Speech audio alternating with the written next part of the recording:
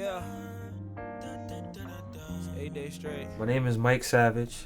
That's my real name. Last name really Savage, and my artist name is 8 Days Straight. That's what I go by at the moment. Yeah, so I just did a name change last year.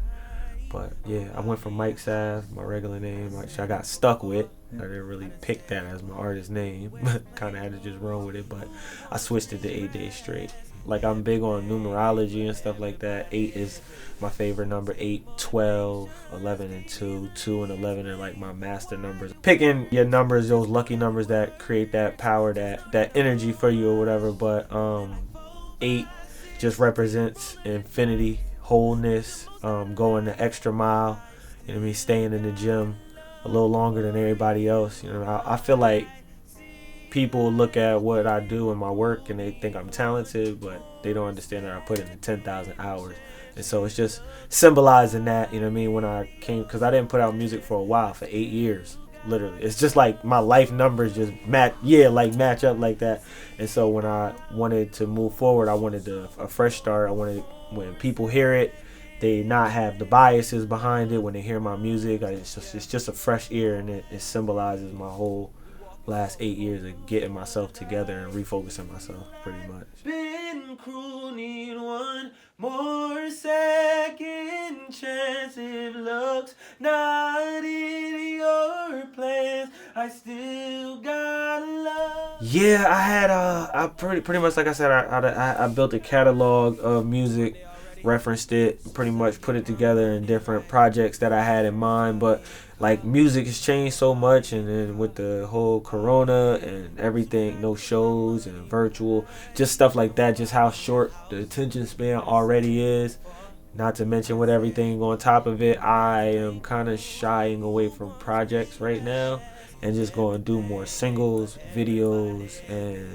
and work on, as things open back up, more shows, you know what I mean, to push the singles and videos and merch and stuff like that, of that nature, before I go ahead and then it's not like those songs, even though they'll be out nowadays, people don't even care. They'll take them on a project later. I'll be able to group them together, throw some new extras, some new bonuses and stuff on there for people really fill out the projects or whatever.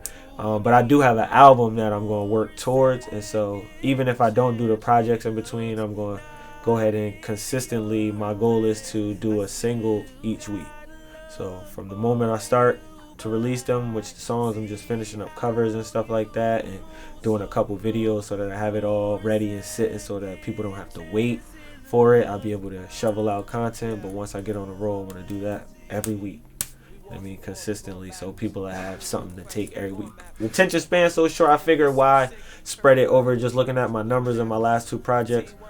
The same 10,000, 20,000 people are going to look at the whole project as they would the one single. So I can get more compound interest, and they'll go through the whole thing of the one thing together, bundled up with everything that comes with it, versus spreading out on a project and they miss good stuff.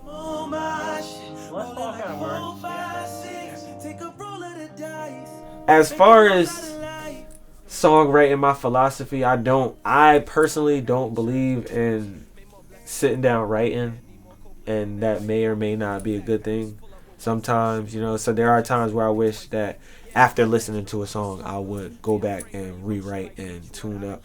But in the moment of creating, I like the moment to be as pure and true as possible. I want it to come out as raw and as natural as I would say it, as if we was having a conversation. The best lyrics, phrases, and content to me for a song are the things that you would say in regular conversation, because they leave that people or when they hear it, it's like, okay, so 4, 5, 6, for example, I could understand why it caught people the way it did, but sometimes I don't understand if people can catch it the way I'm delivering it. But I know that the feeling is there overall, so if the feeling is there, they'll go back to it. They'll catch something next time. Maybe not that something they didn't catch before. You know what I'm saying? So for me, when I go in the studio, it's put on this beat, that beat. We'll run through production for at least an hour, 2 hours. Sometimes we'll go in there and it'll be the first beat. It's never like a routine with me. It's more or less, hey, let's catch a vibe. Let's go grab something to eat or do this before. Okay, we done did something, our energy up. Let's go in the studio right now.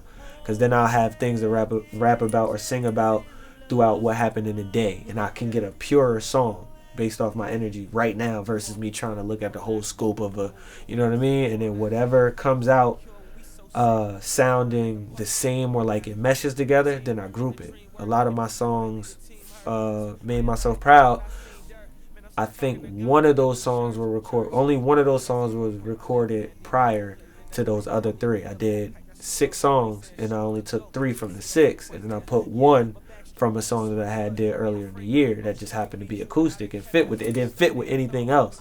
You know what I mean? But the feeling was there. I just didn't have the project for it. So I like to, like I said, make a lot and then sit down and group it later. But it's more the emotion. It's more the content. Because then I could group the story together. I could place the story together by the songs and the concept. So I love it to just be true. That's it.